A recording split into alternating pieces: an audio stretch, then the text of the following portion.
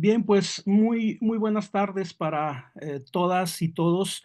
Es como siempre un privilegio saludarles en este espacio virtual en lo que será la primera actividad de nuestro grupo internacional de investigación y desde luego también de la red que hemos conformado muy importante con la Universidad de Antioquia en Colombia, la red internacional sobre democracia, derecho y política desde estos dos países y el grupo de investigación Democracia Constitucional, Transformaciones Sociales, Libertades y Derechos, en este esfuerzo también compartido de la Universidad Juárez del Estado de Durango con la Universidad de Antioquia en Colombia.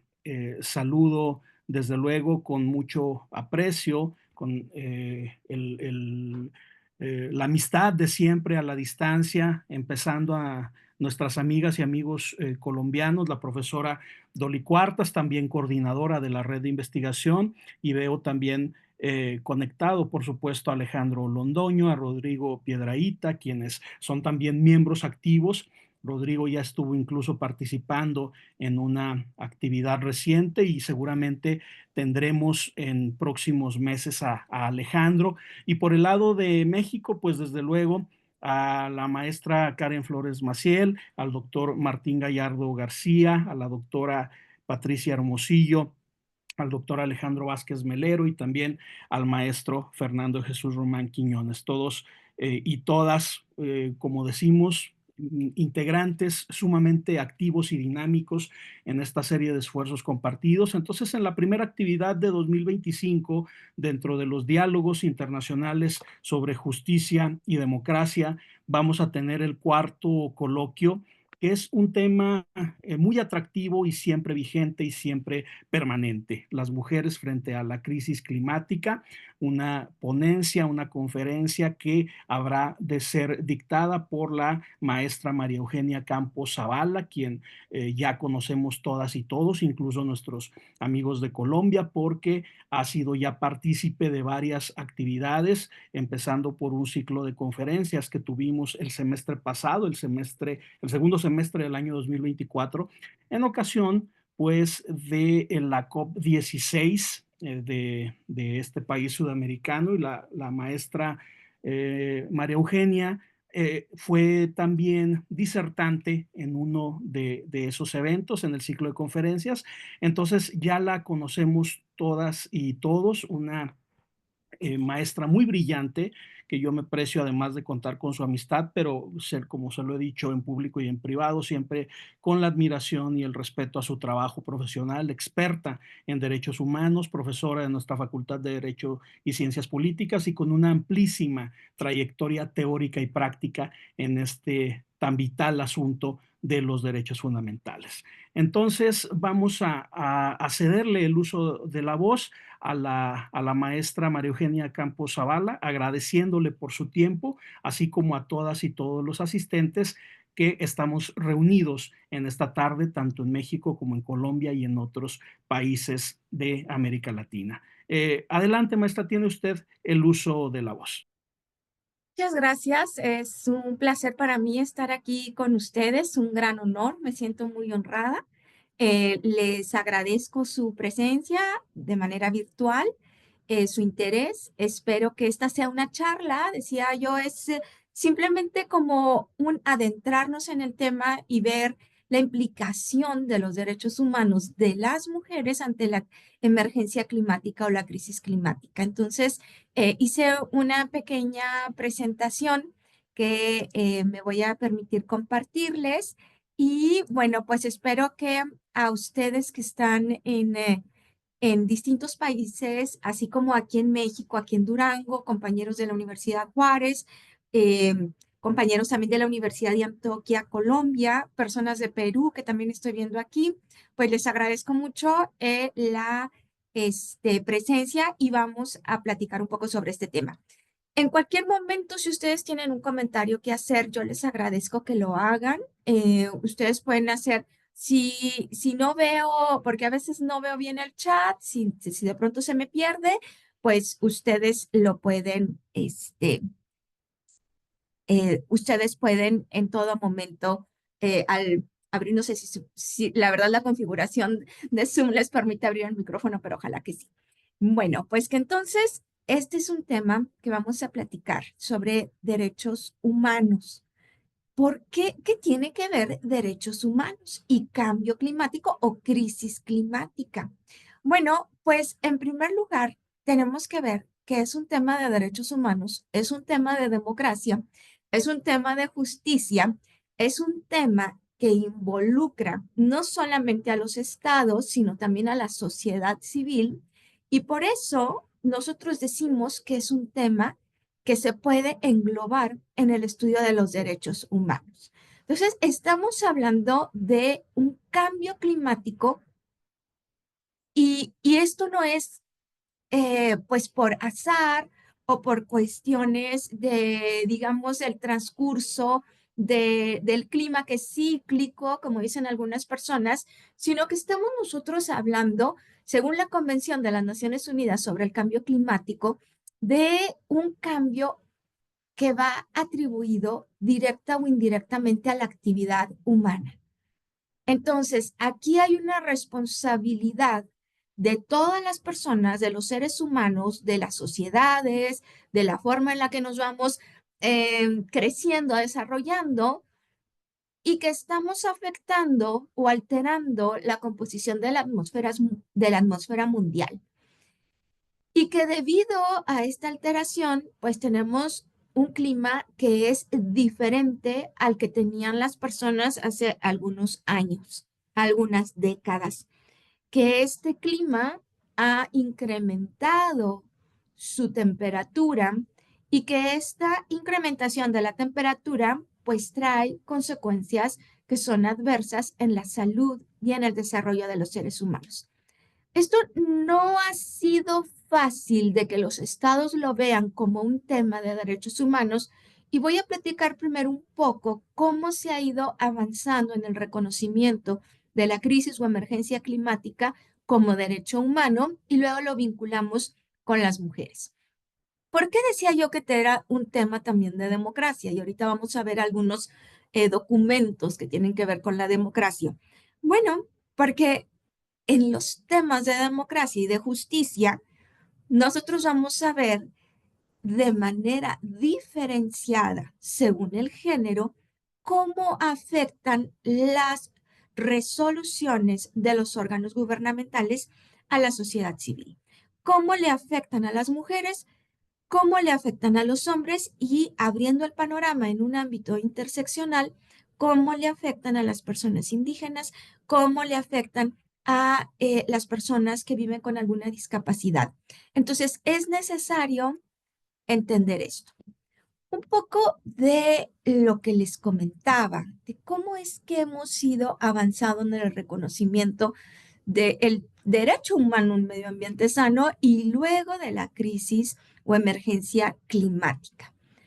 Pues nosotros en el contexto interamericano, es decir, en el que están nuestros países, precisamente por ser parte de este sistema en el cual se encuentra este sistema que engloba la Organización de los Estados Americanos y que tiene el sistema de protección de derechos humanos, dos órganos, la Comisión Interamericana y la Corte Interamericana. Bueno, pues que no solamente tiene estas dos instituciones, sino que también tiene un cuerpo jurídico. El protocolo de San Salvador, que es como, digamos, el documento legal que acompaña a la Convención Americana sobre Derechos Humanos para ver temas de los derechos económicos, sociales, culturales y ambientales, pues así se llama Protocolo de San Salvador. Este Protocolo de San Salvador de 1988, en su artículo 11, habla de un derecho a un medio ambiente sano. Entonces nosotros podemos decir, ah, bueno, ya lo incorpora como un derecho desde 1988, pero no, simplemente está reconocido en el protocolo, porque justo el protocolo en su artículo 19.6 limita la jurisdicción contenciosa de estos dos órganos que les platico, de la Comisión Interamericana y de la Corte Interamericana, a los derechos reconocidos en sus artículos 8 y artículo 13, es decir, artículos sindicales y artículos de educación, y queda excluido el artículo 11. Entonces, en ese momento, 1988, el sistema, las instituciones del Sistema Interamericano de Protección de Derechos Humanos no tenían la posibilidad de resolver asuntos derivados del tema del medio ambiente sano. ¿Por qué? Porque realmente se veían pues un tanto alejados, creo yo, de esta posibilidad de hacerse ejecutables. Bueno, igual en nuestro sistema interamericano, nosotros tenemos un documento que es bueno, a mí me parece muy interesante que se firma el 11 de septiembre del 2001 en Lima, Perú. ¿Y por qué digo que me parece muy interesante? Porque el documento es la Carta Democrática Interamericana.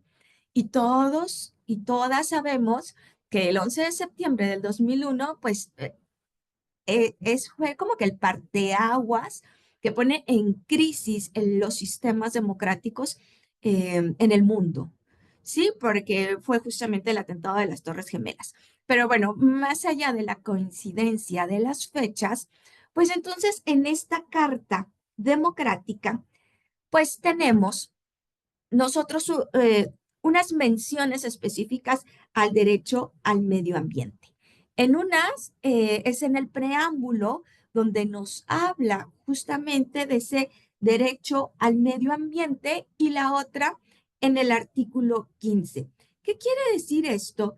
Quiere decir que en ese 2001 pues se hace ya referencia a la necesidad de incluir como temas democráticos, o sea, dentro del interés democrático de nuestro continente, los temas del medio ambiente. ¿Por qué? Porque se vinculan con el desarrollo, con el derecho al desarrollo y con otros tipos de derechos que ahorita vamos a platicar y que de no tomarse en serio las obligaciones que tienen los estados frente a los derechos humanos, vinculándolos con el medio ambiente, pues no alcanzamos un desarrollo igualitario y entonces estas diferencias pues nos llevan a no gozar de una vida democrática. Entonces, aquí ya lo estamos vinculando con la democracia, con los derechos humanos, con las obligaciones de los estados. Es interesante porque justo en el preámbulo, pues nos está diciendo dónde están los énfasis, ¿no? Y aquí lo puso como énfasis.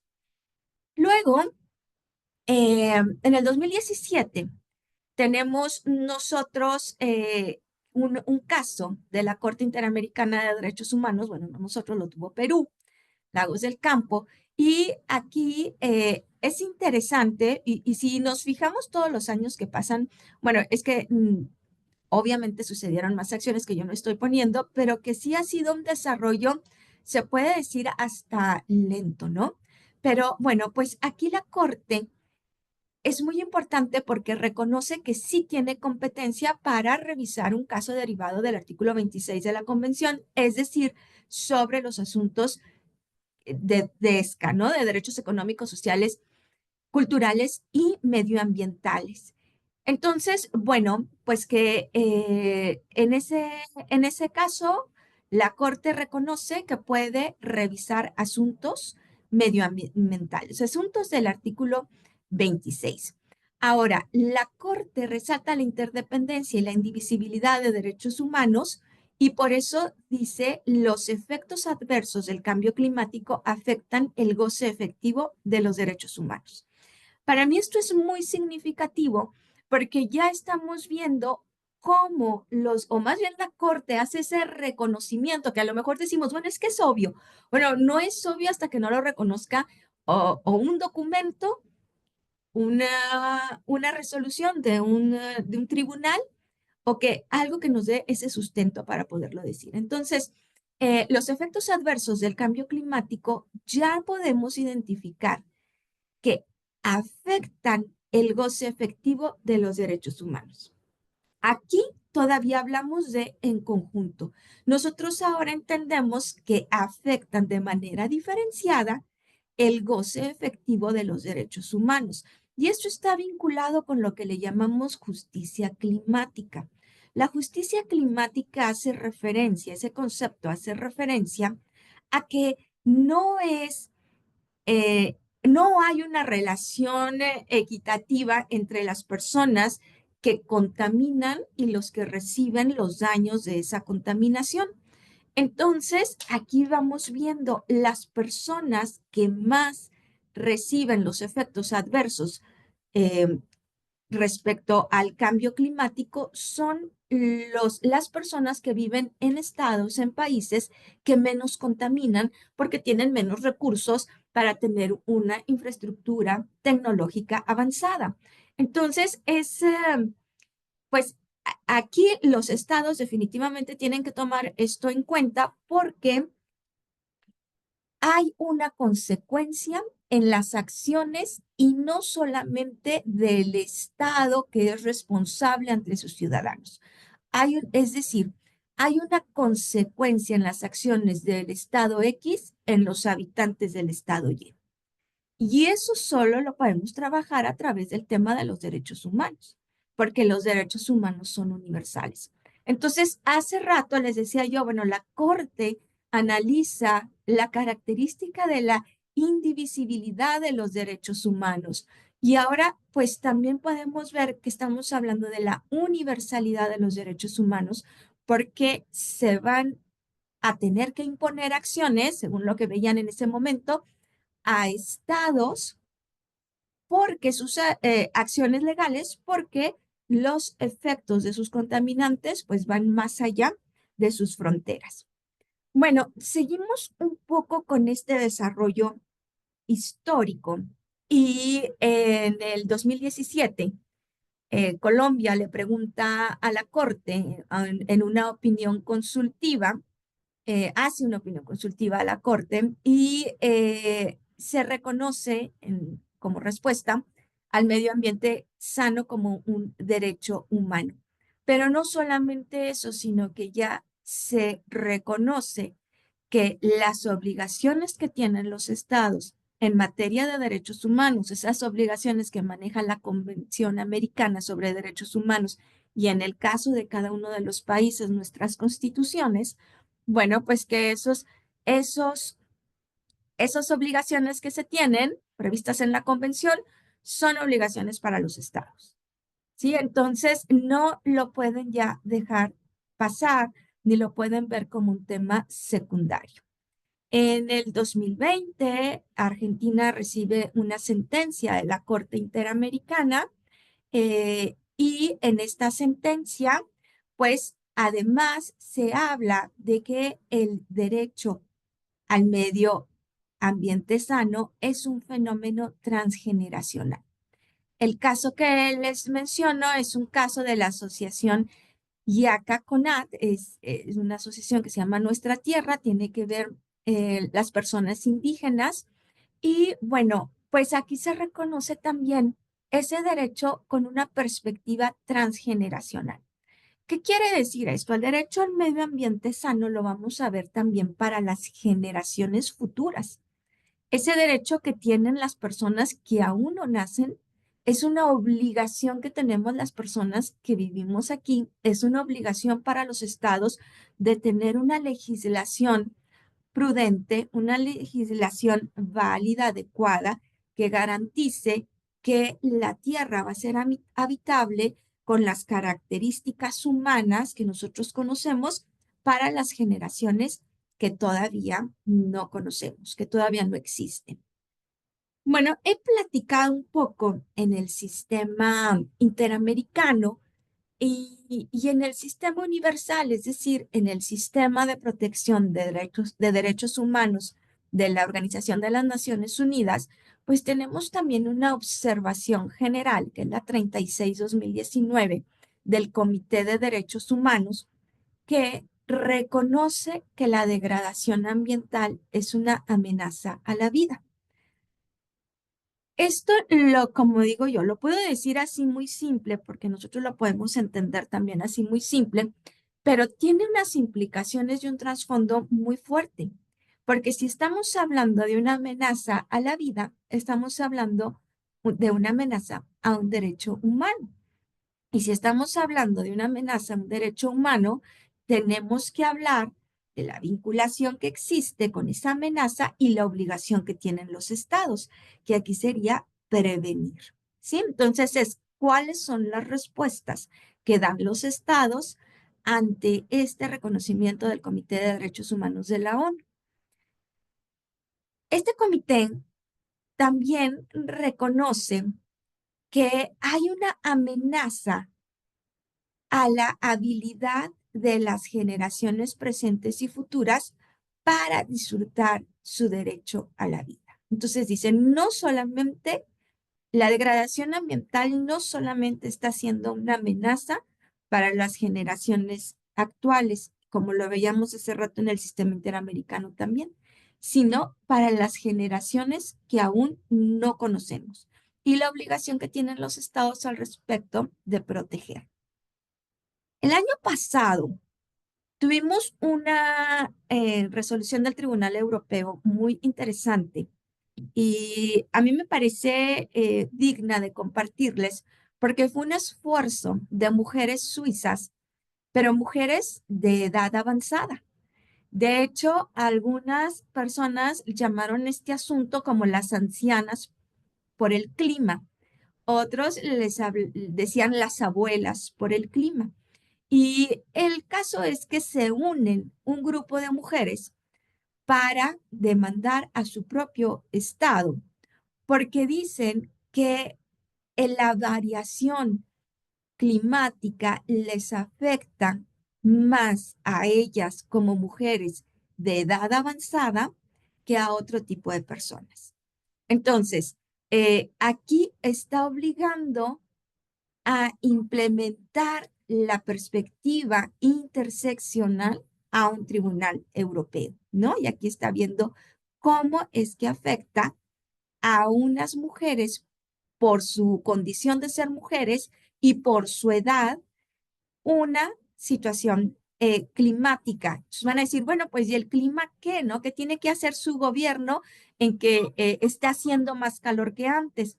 Y la cuestión es por la omisión del Estado suizo en tomar las medidas de mitigación o de prevención. Entonces, pues que sí tiene que ver ahí el Estado. Sí, es una sentencia, aquí les digo, por primera vez se condena a un país por su inacción, por la omisión que les menciono.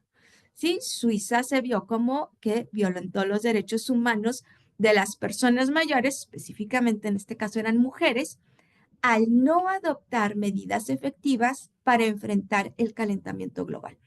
Este caso a mí me gusta mucho, sí porque son mujeres, sí porque son mayores además, y eso representa que están muy activas en la vida, eh, pero también porque se puede ver cómo la sociedad civil tiene ese empuje y debe de tenerlo para exigir que su Estado adopte medidas efectivas. ¿Cuántas veces nosotros hemos visto medidas para decir que hubo medidas, pero en realidad sabemos que no son efectivas? ¿Cuántas veces no hemos analizado los pasos de una política pública para ver si en realidad esa política pública es viable y luego revisar nosotros cómo funcionó o no funcionó la política pública, ¿no? Entonces tendríamos nosotros que hacer ese ejercicio también como ciudadanos de supervisión. Así que bueno, pues en este caso el Tribunal Europeo reconoce el derecho de las mujeres suizas. Y bueno, hace rato yo les hablaba de este concepto de justicia climática y en la justicia climática se reconoce que quienes menos han contribuido al problema del cambio climático son quienes más afectaciones tienen. En este caso podemos hablar de las mujeres indígenas, ¿sí? De las personas que pertenecen a un grupo étnico indígena. Podemos hablar de las personas mayores, Podemos hablar de personas con discapacidad y de hecho también ahorita voy a mencionar un poco de salud reproductiva, cómo hay una vinculación también que puede haber con mayores niveles de discapacidad de acuerdo a los cambios climáticos. Entonces, los grupos que estructuralmente han sido vulnerables sufren el impacto de las decisiones políticas. Y aquí ese decisiones políticas es muy importante porque va con nuestra vinculación con los derechos humanos. Y lo que les hablaba yo hace rato de las políticas públicas y lo que hablaba yo de las sentencias, esa obligación que tienen las personas juzgadoras de tener en sus sentencias la posibilidad de cambiar algunas estructuras que vienen afectando históricamente a grupos como pudieran ser las mujeres. Bueno, ante la crisis climática y específicamente desde la perspectiva de las mujeres, vamos a ver dos tipos de derechos, los derechos sustantivos y los derechos de procedimiento. Dentro de los derechos sustantivos, pues tenemos los derechos que directamente son afectados por daño al medio ambiente y por cuestiones obvias, pues van a ser el derecho a la vida, el derecho a la participación de la cultura, el derecho a poder seguir transmitiendo entre las generaciones la herencia cultural e histórica, el derecho a la alimentación de calidad, el derecho al agua, el derecho a la salud, pudiera ser también dentro de los derechos sustantivos. Dentro de los derechos de procedimiento, tenemos nosotros a los derechos que sirven de instrumento para garantizar los derechos sustantivos y el cumplimiento de las obligaciones ambientales por parte de los estados. Y otra vez está con negritas porque creo yo que es lo que nos falla muchas veces como académicos o como sociedad civil organizada, pues exigir desde a los legisladores, y a todas las autoridades que haya mecanismos para que puedan ser cumplidas las obligaciones ambientales por parte de los estados. Estos derechos de procedimiento están vinculados con nuestras libertades, la libertad de expresión, la libertad de asociación, la libertad de acceso a la información. Y sobre estos derechos de procedimiento es sobre los que hemos visto muchos asuntos de grupos de mujeres en el Estado mexicano. ¿Por qué? Porque a veces su derecho a la expresión es vulnerado ya que reciben amenazas.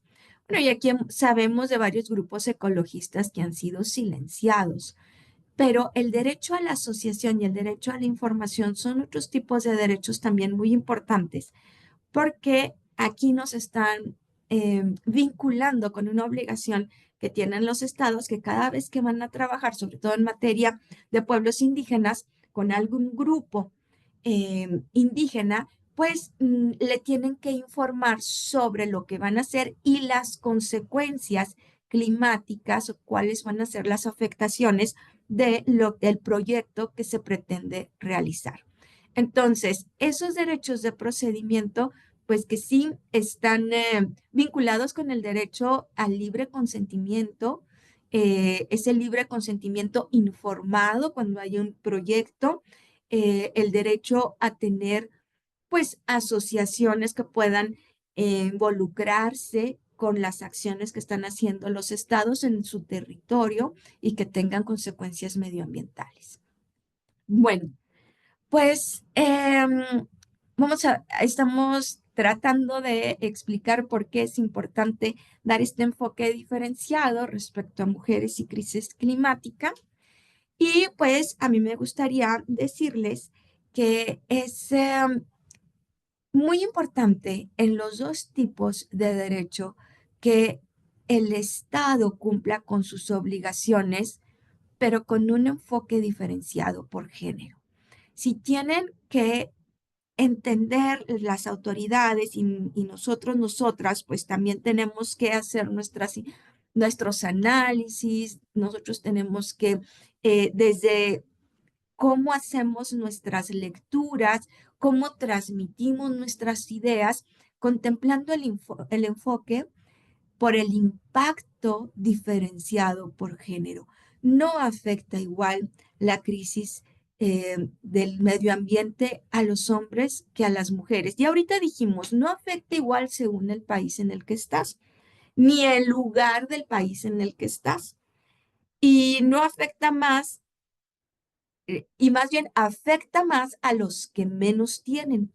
Pues dentro de esos que menos tienen, nosotros podemos entender los grupos en situación de vulnerabilidad que han sido históricamente discriminados. No dar este enfoque diferenciado nos está llevando a fomentar la discriminación. Un tipo de discriminación que sería la discriminación estructural. Y esta discriminación estructural, pues son las acciones, aunque en este caso creo yo que más las omisiones de las autoridades de un Estado que a partir del no reconocimiento o del incumplimiento sistemático de derechos y libertades fundamentales de algún grupo poblacional, produce, reproduce o agrava desigualdades históricas presentes sufridas por estos grupos, sus poblaciones y personas. Ok, entonces, el no dar el enfoque diferenciado, el no entender la interseccionalidad y el no trabajar los asuntos de la crisis ambiental con perspectiva de género nos lleva a reproducir situaciones de violencia y de exclusión de cierto grupo poblacional. En el caso de las mujeres, yo he visto varios programas que les falla la perspectiva de género y que entonces pretenden tener una solución idéntica para los grupos comunitarios que son mayormente masculinos. Y no se dan cuenta que la implementación es y será por las mujeres. Entonces, quedan fuera de cualquier tipo de actividad y sobre todo de las que les ponen en riesgo o muchas veces las coloquen en un mayor riesgo. Vamos a poner ejemplos de eso que acabo de decir un poquito más adelante. El impacto diferenciado de la crisis climática en mujeres y niñas lo podemos ver a través de los desastres naturales y la vulnerabilidad de género. ¿Cómo impactan de manera diferente? Bueno, llegó el huracán, destruyó Acapulco, pues a todos les fue mal, había personas que perdieron todo y obviamente de ellos había hombres y mujeres. Bueno, ahorita voy a ayudar a ver por qué hay un impacto diferenciado. El desplazamiento forzado y la violencia de género. Llegó el grupo de la delincuencia o el mismo desastre natural obligó a la población a salir corriendo y se tuvo que desplazar. Esa movilidad forzada pues los obligó entonces a estar buscando dónde asentarse o llegar a asentarse en un lugar que es inseguro o quedarse en algún refugio. Aquí el impacto también tiene que ser diferenciado. Entonces, esos desastres naturales, los incendios, los terremotos, las inundaciones, ¿cómo afectan los efectos de este desastre? ¿Cómo afectan de manera diferenciada a las mujeres y a las niñas? El impacto en la seguridad alimentaria y salud reproductiva. Ahorita les voy a contar un caso de Tanzania que a mí me impacta. Según el Programa de las Naciones Unidas para el Desarrollo de las Mujeres, para el desarrollo, hasta ahí, las mujeres tienen más probabilidades que los hombres de morir en un desastre climático. Pues igual van a decir, ¿pero por qué? Si todos somos personas, si llegó el huracán, si hubo la inundación, ¿por qué las mujeres tienen más probabilidades de morir que los hombres? Porque no tienen los mismos recursos para casos de emergencia. Porque hay más mujeres viviendo en pobreza extrema que hombres, porque tienen menos tierra. Las mujeres son menos dueñas de propiedades, de casas. O sea, no tienen lugares seguros a donde acudir, porque tienen menos redes que las puedan fortalecer. Posiblemente tienen redes, pero están igual que ellas, que no las pueden fortalecer en estos casos de emergencia. Y tristemente, esto es bien grave porque ellas tienen menos conocimiento para reaccionar ante una crisis. Y van a decir, bueno, ¿por qué? Porque las mujeres tienen menos nivel de educación. Entonces, han tenido menos oportunidades de estar en instituciones como la escuela, donde les enseñan cómo reaccionar ante crisis. Porque las mujeres han estado más excluidas de la vida social y se han quedado más en su casa, en un mundo privado y o en su jacal o en lo que tengan en un mundo privado y no saben cómo reaccionar ante una crisis. Entonces, como les digo, parecen cosas bien simples, pero es que tienen un trasfondo sobre la democracia y sobre la justicia bien fuerte. Las mujeres tienen que recorrer distancias más largas para encontrar las materias primas para alimentar a sus familias, porque por los roles de género, sobre todo en el mundo rural, esto le toca a las mujeres ir a recolectar pues lo que va a ser la comida o el agua, ¿sí? Ahora, por prolongada sequía se han secado pozos, esto pasa mucho en África, y las mujeres tienen que caminar cada vez más lejos para recoger el agua, para recolectar el agua, lo cual no solamente pues las agota más, sino que también las expone a ciertos peligros, sobre todo de asaltos o de violencia, que puede ser hasta violencia sexual. En estos casos de emergencia climática, yo les digo, se abren refugios y las mujeres dentro de esos refugios, desafortunadamente, han sido víctimas de violencia sexual en mayor número de ocasiones que los hombres, ¿no? Porque nosotros sabemos que niños y niñas ambos han sido víctimas de abuso sexual, pero las mujeres, el género femenino en su mayoría, sufre más abuso. El caso que les decía yo, que es muy triste, en Tanzania, algunas mujeres han tenido que realizar relaciones sexuales transaccionales, es decir, tienen que cambiar la relación sexual a cambio de alimentos. Son las relaciones sexuales transaccionales que existen en nuestro país. Y eso en estas mujeres que está documentado aumentó el riesgo de contagios de infecciones de transmisión sexual como el VIH. Entonces, ¿por qué? Por la crisis alimentaria. ¿Y por qué hay crisis alimentaria? Porque hay sequía, porque ya no se produce como antes, entonces los alimentos pues son de más difícil acceso y ellas se han visto forzadas a tener relaciones sexuales transaccionales. Entonces, si nos damos cuenta, sí hay un enfoque diferenciado y estos son nada más unos ejemplos, pero yo creo que podemos ubicar varios. O sea, es que hasta en lo económico podemos ver. Y bueno, pues, ¿cómo se ha respondido? Y yo le puse aquí soluciones o más problemas. Pues se ha respondido ante la emergencia climática tratando de encontrar nuevas formas de producción de energía que no sean combustibles fósiles. Y una de esas formas de obtener energía, pues es a través de la fuerza del viento o a través del sol. Justo en América, en México, tenemos las dos cosas.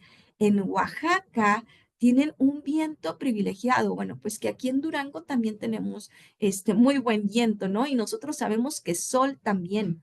Sin embargo, estos proyectos de energía renovables, pues no siempre se han implementado tomando en cuenta la interseccionalidad y el derecho de las personas que habitan ahí en esas poblaciones, específicamente de las mujeres, y han sido saqueados sus recursos. Y entonces es como que, oye, no te estoy robando el viento, porque esa ha sido como que la respuesta: no te estoy robando el viento es y ya. No, lo que me estás robando es la paz.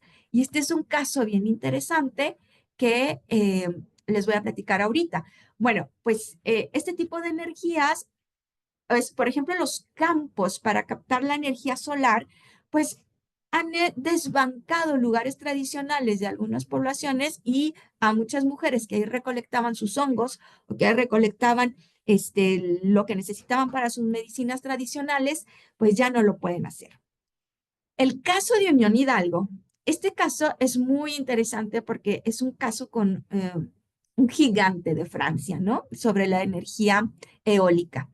Y pues en este caso, una comunidad zapoteca en Oaxaca, la comunidad Unión Hidalgo, pues luchó de manera, o sea, tomando en cuenta la crisis climática y los efectos medioambientales que tenía la instalación de estas plantas de energía eólica en ellos.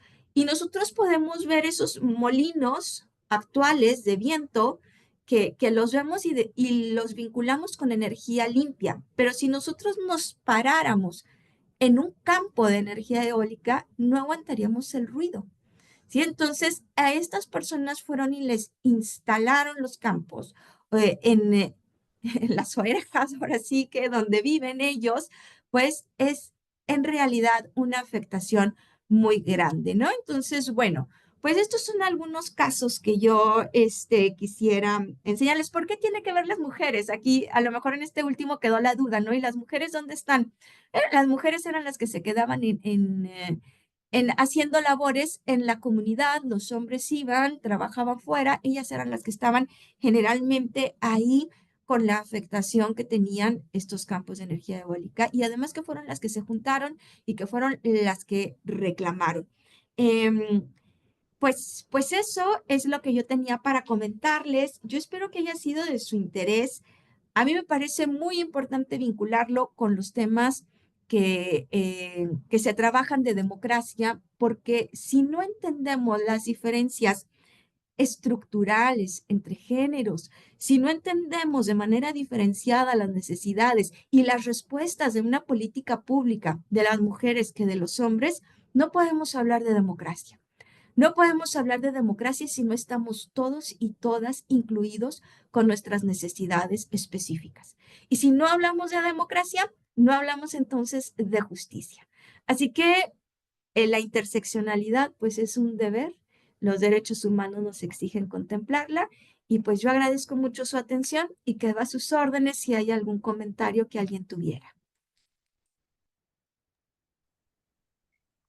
Bien, pues muchísimas gracias, maestra. Como siempre, un placer escucharla. Sin duda que su amplia perspectiva y conocimientos, tanto en la teoría y práctica del feminismo como de los derechos humanos por el otro, pues nos da esta perspectiva bastante orientadora sobre un tema que desde luego todas y todos debemos reflexionar. El micrófono está abierto por si alguien desea hacer uso de la voz. Con mucho gusto tenemos todavía varios minutos para una sección de preguntas y respuestas. Ya veo aquí a la profesora María Doli Cuartas.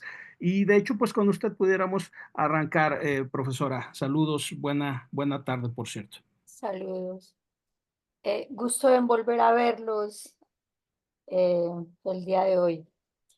Doctora María Eugenia, es decir, aquí pues como en el grupo de participantes reconozco dos personas que trabajan el tema del feminismo.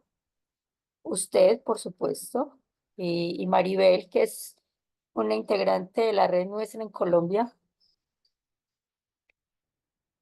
Yo no soy tan estudiosa tengo que confesarlo, por eso la confusión inmensa que tengo.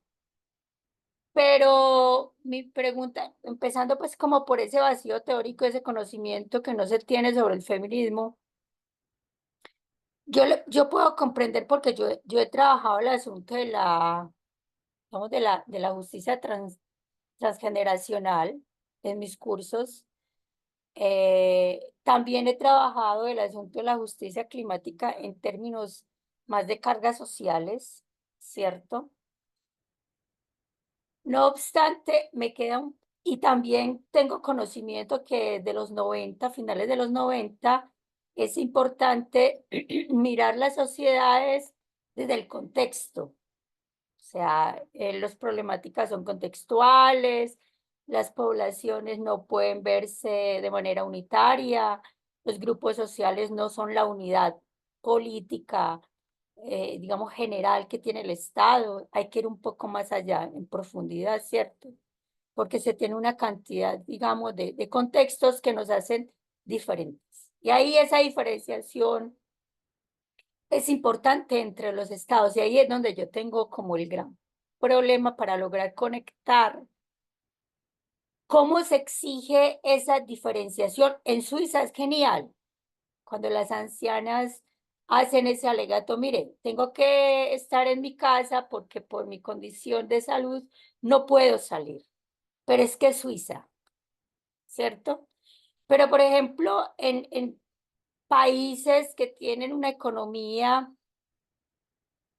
no sé, me da miedo decirlo, pero digamos, no tan fuerte, no tan bollante, no tienen un trabajo estatal de bienestar grande, donde cada quien puede pedir o exigir mejor al Estado sus particularidades, como usted lo nombra, el caso de, por ejemplo, Colombia, el caso de Perú, etcétera, etcétera, Suramérica, ¿cómo se hace? O sea, por ejemplo, nosotros en este momento tenemos en una de las comunidades nuestras un desastre natural y eso arrasó con una cantidad de cultivos, una cantidad de viviendas, tenemos una cantidad de desplazados, bueno, tenemos otros desplazados por otro tipo de situación, pero en este puntual, ¿cómo hacer el Estado con unas finanzas tan escasas para hacer una atención diferenciada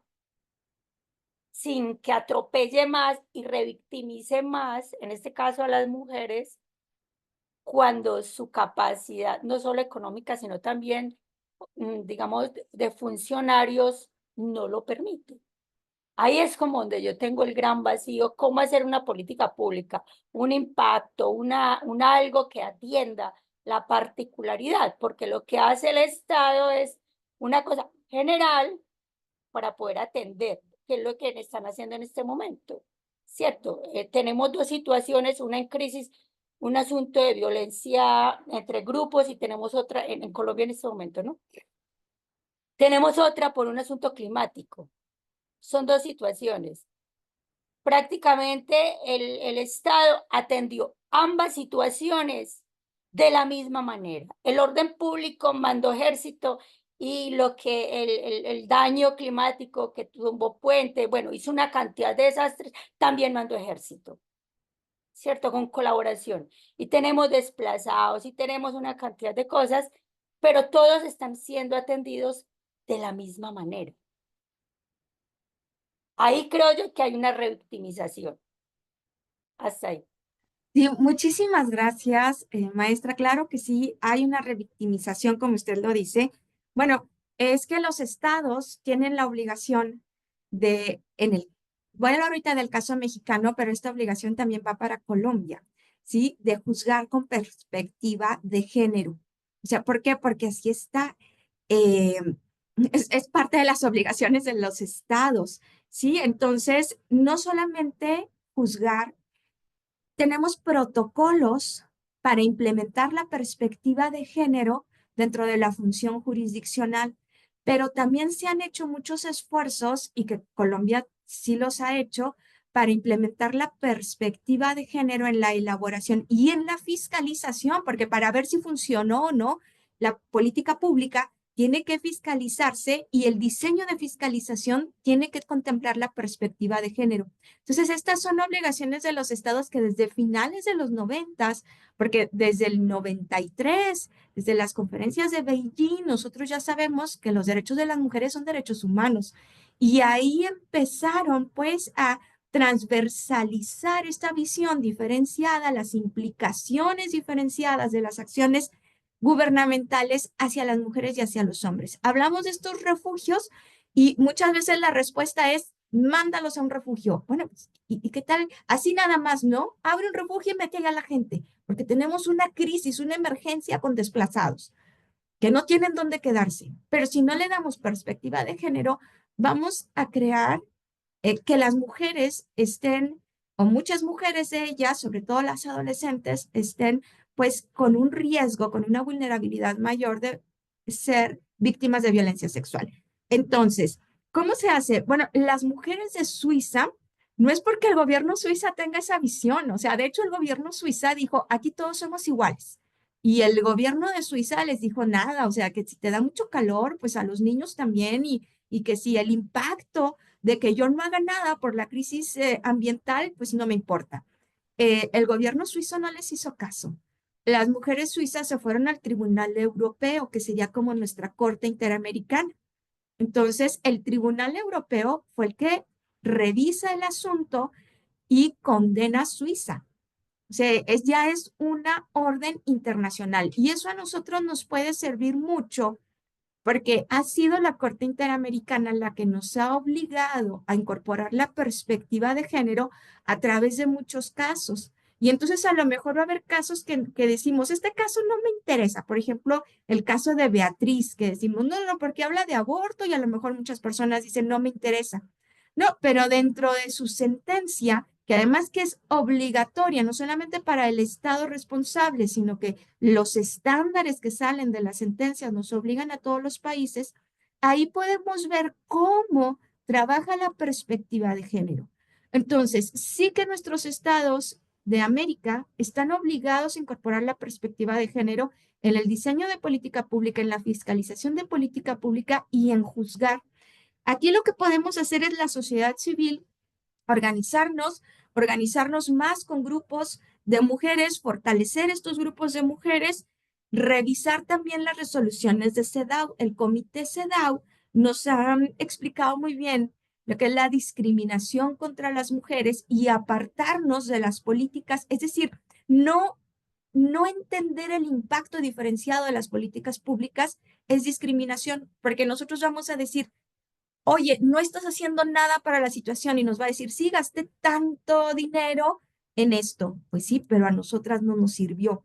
Entonces, CEDAW revisa y estas acciones gubernamentales, pero la sociedad civil nos tiene que llevar esos asuntos al Comité CEDAW. La sociedad civil va a llevar esos asuntos al Comité de Derechos Humanos de las Naciones Unidas y la sociedad civil va a acercarnos, porque también puede llevar los asuntos a la Comisión Interamericana, pero va a ser pues también muy largo el proceso, pero va a acercarnos con los estándares que pone el sistema interamericano. Yo pienso que de esa manera sí puede haber cambios significativos.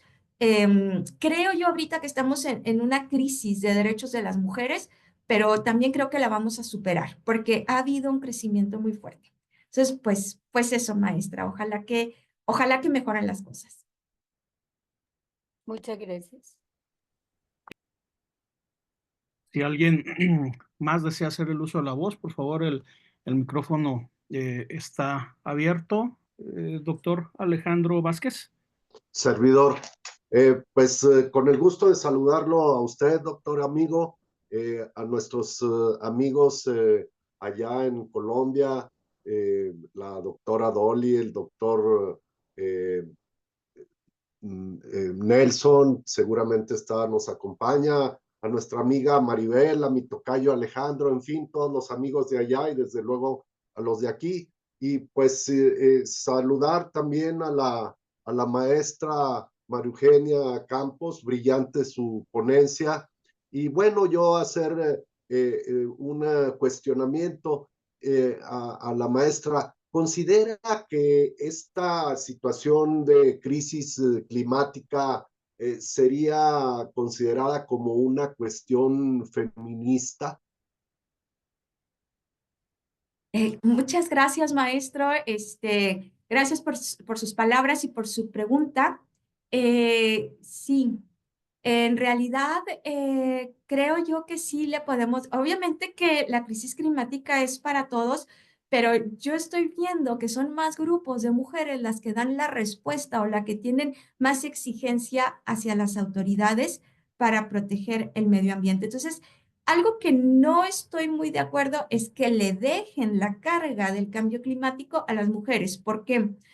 Porque aquí hay un tema que ya no toqué, pero que sí me hubiera encantado y que le agradezco por eso su pregunta, que el tema de la respuesta a la crisis climática viene de la mano con el tema de los cuidados, ya que estamos cuidando también al medio ambiente.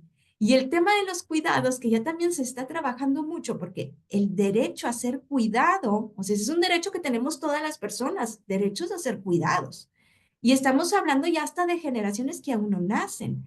pero estamos cuidando a esas generaciones a través de la preservación del medio ambiente de calidad y también estamos cuidando al medio ambiente. Y aquí sí le damos al medio ambiente esa naturaleza de ser cuidada, bueno, pues también. Entonces, el tema de los cuidados se vincula mucho con las mujeres, que a pesar de que hombres y mujeres cuidamos, son más las mujeres cuidadoras. Entonces, pudiéramos verlo, sí, con ese enfoque, que más que feminista, diría yo, sería femenino, ¿no? Porque no que esté mal el término feminista, nada más que creo que aquí aplicaría un poco más desde la perspectiva femenina, sí, vinculándolo con el tema de los cuidados. Y desde la perspectiva feminista, bueno, pues sí, por la defensa en las implicaciones que tiene el medio ambiente hacia las mujeres, que vimos que las vincula, estas consecuencias del cambio climático, las afectaciones, las está llevando al sexo transaccional, o sea, a tener relaciones sexuales a cambio de alimento. Las está llevando a meterse en refugios que pueden ser peligrosos, las está llevando a causarse daños en su salud, porque cada vez tienen que recurrir a distancias más grandes o vivir en lugares que son más peligrosos. Entonces, sí, creo yo que si hay esfuerzos feministas en varios temas, de la crisis climática es muy necesario que también haya esfuerzos feministas para paliar los efectos de las crisis climáticas, maestro. Pues muchas gracias, maestra. Muy interesante su respuesta. Yo soy fan definitivamente de las acciones de las mujeres. Entiendo que están impulsando soluciones climáticas a todos los niveles, como agricultoras, trabajadoras, consumidoras, administradoras de sus hogares, activistas, líderes y empresarias. Y entre ellas, pues usted es una brillante mujer y agradezco mucho su respuesta y felicito su brillante ponencia nuevamente. Muchas gracias. Muchísimas gracias, doctor, qué amable. Me parece que el doctor Martín Gallardo también tenía una consulta. Sí, claro. Doctor Martín, si usted gusta o algún comentario, aquí estamos a la orden. Sí, muchas gracias. Pues más que nada felicitar su brillante exposición, maestra. Es muy ilustrativa y apoyar la postura de la maestra María Doli, donde dice que comenta ella que afortunadamente en las universidades estamos analizando todo lo que está sucediendo sobre derechos humanos, pero aquí cabría preguntarnos si el Estado efectivamente está haciendo los esfuerzos mínimos, y digo esfuerzos mínimos porque debería hacer los esfuerzos máximos para que efectivamente se cumplan con estos derechos humanos, porque hemos analizado en otras ocasiones que la gama de derechos humanos es amplia, pero el cuidado al medio ambiente es sustancial, porque si no tenemos un medio ambiente sano, pues ahí vendrían otras violaciones a otros derechos humanos, como a la alimentación, a la salud, muchos más, al agua que es muy importante. Entonces, pues sí, felicitar a todos los que están participando, bueno, porque nos estamos dando la oportunidad de analizar estos problemas tan importantes, no solamente para nosotros en lo personal, sino para todo el mundo en general. Gracias. Muchas gracias, doctor. Es un placer saludarlo. Y pues sí, claro, su comentario tan acertado. Yo sí estoy de acuerdo en que se están haciendo esfuerzos mínimos cuando deberían de ser máximos. Y que eso, así como las mujeres suizas denunciaron a su país ante el Tribunal Europeo, creo que nosotros tendríamos que hacer lo mismo ante la Comisión Interamericana, porque efectivamente no estamos a que el Estado nos diga, sí hice la lucha, porque los lineamientos son muy claros. Nos está diciendo esfuerzos efectivos. Entonces, si no fue efectivo fue porque hubo una mala planeación. Y si hubo una mala planeación, ¿por qué? Entonces, hay responsabilidad ante los servidores públicos. ¿Qué pasa ahí de que no nada más nos digan se intentó o había tal fecha para abrir tal obra que iba a proveer de agua y no, ¿sabes que no va a ser tal fecha, va a ser después? Bueno, lo entiendo, pero me tienes que justificar por qué va a ser después y sabes que te voy a estar observando. Y ese después no me digas nada más después, me vas a decir cuándo. Y sobre ese cuándo yo te voy a estar observando. Entonces, si bien el Estado tiene mucho por qué cumplir, la sociedad creo que también, y nosotros tendríamos también que estar pujantes ante esta situación para que los esfuerzos sean los óptimos y no solamente esos mínimos, como bien lo menciona, como para decir que se hace o justificar algún gasto. O sea, no, aquí no se trata de cuánto dinero se ha gastado, aquí se trata de que funcione y eso nos toca como sociedad civil. Muy bien. Buenas noches, profe. Sí, Yo adelante, tengo una Alejandro. pregunta. Qué pena. La Adelante. doctora María Eugenia, muchísimas gracias. Yo quisiera como preguntarle de qué manera poder dotar de una fuerza fáctica, o una fuerza que realmente tenga apropiación dentro de los estados, el tema de las distintas resoluciones, los distintos decretos, toda esa normativa que ha establecido, por ejemplo, los ejemplos que ella decía, la Corte Interamericana, eh, para que el tema medioambiental no quede finalmente como un asunto de voluntades de los estados o que cada estado determine si quiere o no adherirse a ellas, sino que sea un asunto de obligatorio y real cumplimiento. Entonces la pregunta estaría enfocada a cómo conciliar esa voluntariedad de los estados con quizás con la obligatoriedad que requiere un tema como el medio ambiente y lo que significa para los derechos y para la salud de las personas. Esa es como mi pregunta.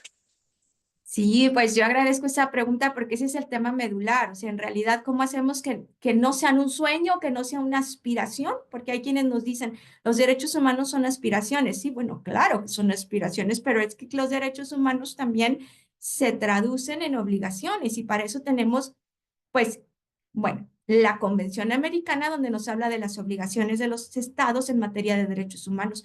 Pero luego los estados trasladaron esas obligaciones de promover, proteger, respetar, garantizar derechos humanos, esas obligaciones de la Convención las trasladan a su Constitución.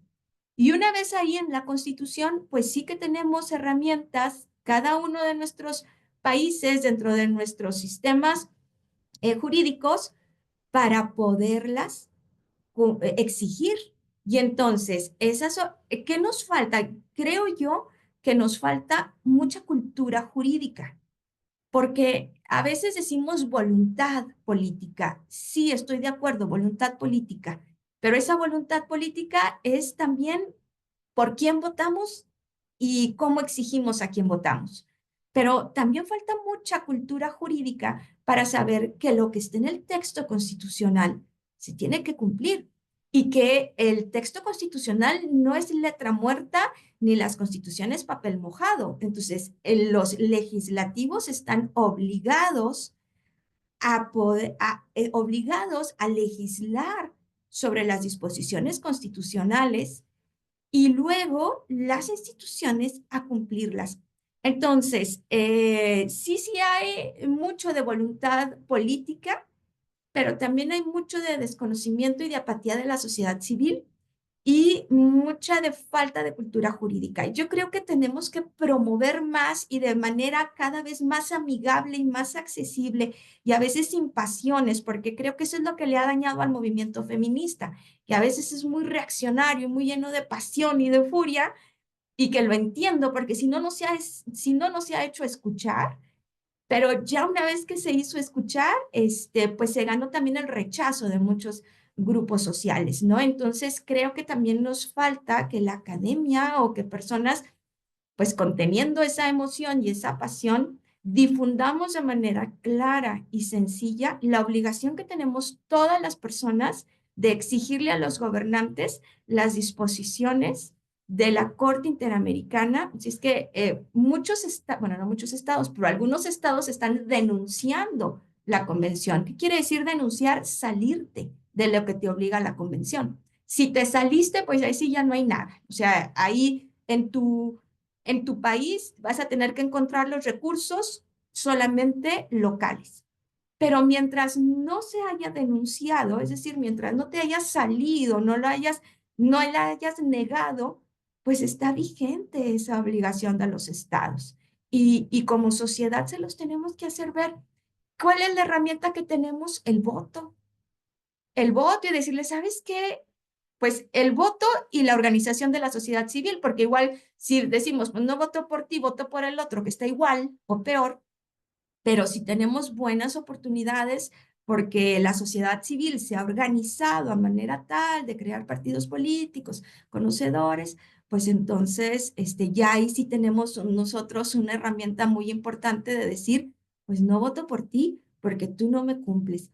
Es bien complicado. Yo sé que muchas veces sueno como que ilusa y lo reconozco.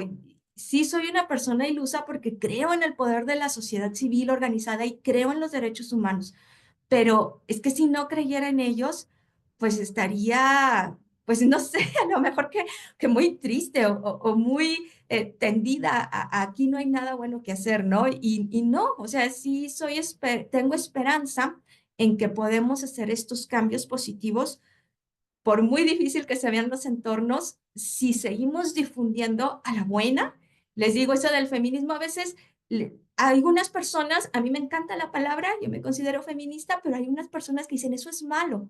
Bueno, o sea, ser un poco más inteligentes y decir, está bien, si no te gusta la palabra, luego ya te va a gustar, pero no imponerte. Entonces, a lo mejor eso ha sido un error que hemos tenido algunas personas, pero convenciendo, entendiendo al otro, a la otra, yo creo que sí podemos hacer algo difundiendo y difundiendo la cultura jurídica de cada uno de nuestros países. Muy bien. Eh, si no hubiese alguna otra pregunta, algún otro comentario, antes de cerrar, yo nada más quisiera hacer un breve comentario, si me lo permite, maestra. Hay una pregunta final con la que podemos finalizar su excelente presentación.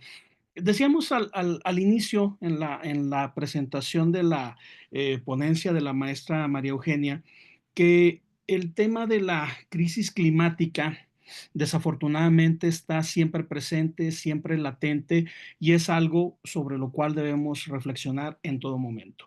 Y en días pasados, hace exactamente 10 días, tuvimos una prueba mayor al respecto, porque todavía no estaba ni instalado en su segundo mandato en la Casa Blanca y el presidente de Estados Unidos, Donald Trump, dentro de sus órdenes ejecutivas, una en materia de medio ambiente, tuvo que ver precisamente con la salida de la mayor potencia del planeta, del principal país generador de gases con efecto invernadero y demás en el mundo, la salida del Acuerdo de París de Estados Unidos.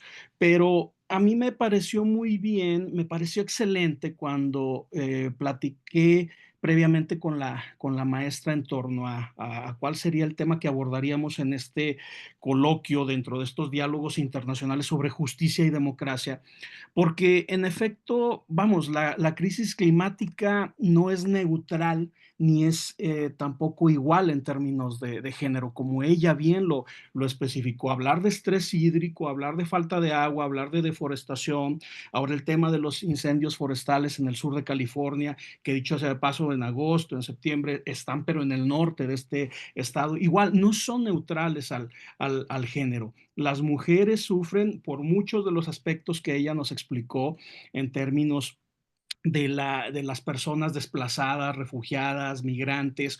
Otra orden ejecutiva del presidente estadounidense tendrá que ver con un éxodo, con un nuevo éxodo de personas que van a regresar, que habrán de ser repatriadas y de igual manera, ahí las principales afectadas serán las mujeres y también por virtud de esta crisis climática. Los incendios también merecen una consideración especial como fenómeno natural, pero en algunos sectores muy particulares de América Latina o de Europa también como el hecho cultural e histórico que son, de tal manera que hablamos, por ejemplo, de una pirocultura, del uso cultural del fuego que merece digamos, un comentario mucho más abundante, mucho más amplio, pero hay varias cuestiones muy claras que nos recordaba la maestra y que si nosotros revisamos estadísticas, cómo los hombres tienen una mayor huella de carbono que las mujeres, como si el 1% de las personas más ricas del mundo, que son abrumadoramente en su mayoría hombres, pues desde luego que son también responsables por todas estas emisiones de carbono. Cómo el calentamiento global es evidentemente negativo para las mujeres líderes de familia. También incluso desde el aspecto cultural, algunos estudios muy interesantes de la Universidad de Yale de hace algunos años mencionaban que las mujeres en general tienen un mayor grado de concientización sobre la crisis climática que el hombre. Esto con estudios empíricos llevados a cabo en esta que, como bien sabemos, es una de las universidades más prestigiosas del mundo. Entonces, desde luego, en estos objetivos de desarrollo sostenible de Naciones Unidas, cómo esta crisis climática y la degradación ambiental, nos lo decía también la maestra con mucho tino, profundizan la enorme desigualdad de niñas, de mujeres, de ancianas, y el riesgo de sufrir violencia basada en el género, el matrimonio infantil, el tema también de los cuidados no remunerados de las mujeres en las familias y en las comunidades, que suele aumentar en este contexto del cambio climático, por el estrés medioambiental, por la crisis de refugiados, de migrantes en Medio Oriente, pero también en los éxodos que hemos tenido, por ejemplo, en el venezolano, y como ya lo decíamos, con lo que está por venir con la presidencia, la nueva presidencia en Estados Unidos. Pero a final de cuentas, estimaciones de Naciones Unidas que nos dicen que en 2050 probablemente haya 158 millones más de mujeres y niñas en situación de pobreza, y que adicionalmente 236 millones se enfrenten a una inseguridad alimentaria. Entonces, ¿cómo construir este liderazgo climático femenino a través de la sociedad civil, como reivindica la maestra? Y ya con eso cierro, y en eso consiste la pregunta precisamente, en esta lógica de pensar global y actuar local, maestra, en el caso de México, en el caso de Colombia, de América Latina, qué tipo de herramientas o de estrategias podemos implementar para construir este liderazgo climático femenino, y cómo podemos articular, pues, desde luego, propuestas novedosas con perspectiva de derechos humanos, con perspectiva de medio ambiente y con perspectiva de género. Si es tan amable, maestra. Muchas gracias, doctor, por tan interesante reflexión y pregunta, por los datos que comparte. Y sí, bueno, pues creo yo que aquí tendríamos que entender bien el concepto como sociedad, el concepto de discriminación estructural, y de esa forma entender por qué históricamente hay grupos que se ven más afectados de algunas determinaciones del Estado, y que al tomar a veces acciones para paliar esos efectos negativos de algo, lo está al contrario dañando más al grupo, ¿no? O al no tomar acciones, al ser omiso, está dañando más al grupo. Entonces tendríamos que ver entonces esos gobernantes, esos gobiernos que no están construidos con la perspectiva de género, y otra vez la sociedad civil. Recuerdo en el primer mandato de Donald Trump, que tomó medidas que afectaban a las mujeres, y fue bien significativo porque las mujeres inmediatamente salieron a la calle, y estaban ahí grupos de personas que tenían mucha fuerza, como cantantes, actrices, simplemente ciudadanas, pero las actrices pues jalaban a muchas seguidoras, las cantantes amenizaban con su música para que la gente siguiera y se entendiera una sola, las mujeres se entendieran una sola en sus peticiones, ¿no? Y la verdad que fue muy significativo para la historia de las mujeres, porque llenaron las calles, en ese momento se ponían unos gorros rosas, hicieron esa marea de mujeres que le exigieron a Donald Trump que frenara algunas de las políticas que él había tomado, que iban en detrimento de los derechos que ya habían sido ganados de las mujeres. Entonces, aquí hay que evaluar cómo estamos construyendo la ciudadanía para que haya esa fuerza de la sociedad civil que detenga. Otro punto, confiar, fortalecer y construir una clara división de poderes. Porque lo que diga el titular del Ejecutivo, pues tiene que estar balanceado por los otros poderes, ¿no? Y el poder legislativo tiene aquí una fortaleza de que crea las leyes que van a tener que ser obedecidas por el Poder Ejecutivo. Entonces, si no tenemos una clara división de poderes, pues también va a ser más problemático. Si no tenemos esa conciencia social o esos grupos o líderes, como digo en el caso de los Estados Unidos, que eran personas que por su proyección mediática jalaban a más personas. Entonces, ese fue un apoyo muy, muy significativo. Entonces, creo yo que es que en todo momento tenemos que tener conciencia de que nuestras acciones afectan, evitar el egoísmo, muchas veces el egoísmo académico, de decir lo que yo conozco, lo conozco yo y que no lo conozca nadie más, y te lo explico bien difícil para que no lo entiendas, pues ya perdimos nuestra causa, porque al momento que queramos aliados o aliadas, no vamos a tener quienes nos sigan.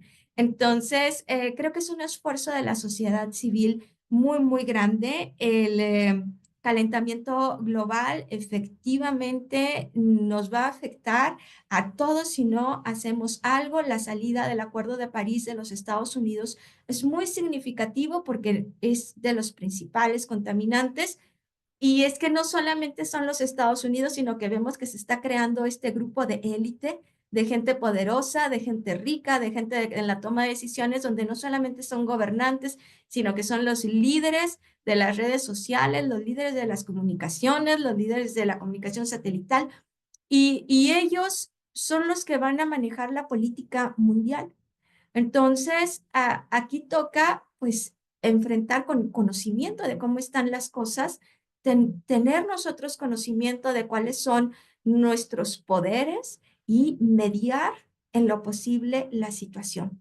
Yo sí veo con preocupación y por eso digo que el feminismo está ahorita en crisis y el medio ambiente también está en crisis, porque son poderes como el de los Estados Unidos, como el de China y como el de Argentina, que de hecho quitan el delito de feminicidio de su código penal. O sea, van ahorita dando golpes hacia la lucha de las mujeres, pero golpes ha habido siempre y yo confío en que tiene que haber una respuesta. Perfecto, pues maestra, muchísimas gracias por su respuesta en particular, pero en lo general por esta extraordinaria presentación que pues desde luego debe ser motivo de reflexión permanente. Me parece que usted lo comenta y lo comenta muy bien en el sentido de que debemos también propiciar espacios de solidaridad con una óptica ciudadana y desde la sociedad civil, y que foros como este, que es eminentemente académico, pero también de activismo social, pueda contribuir de alguna otra manera al análisis, a la disección, pero también a propuestas de mejora de algunos de los problemas que más nos acucian y asedian como sociedad. Muchísimas gracias, maestra, a nombre de esta red internacional de investigación sobre democracia, derecho y política desde México y Colombia, de la cual usted forma parte, y desde luego también del grupo de investigación Democracia Constitucional, Transformaciones Sociales, Libertades y Derechos de la UGED. A nombre de ambas universidades, de la UGED y de la Universidad de Antioquia, como siempre, les agradecemos a todas y todos el favor de su atención. Estén pendientes, por favor,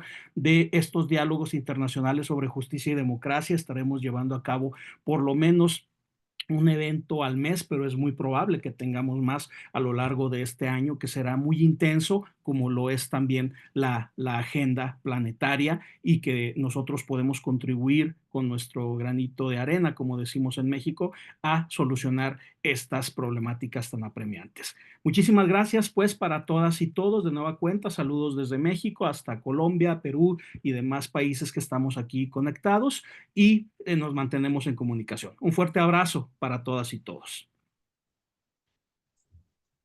Gracias, doctor. Gracias a todos. Felicidades, maestra Maru. Muchas gracias, doctora. Gracias a todos. Muchas gracias. Felicidades.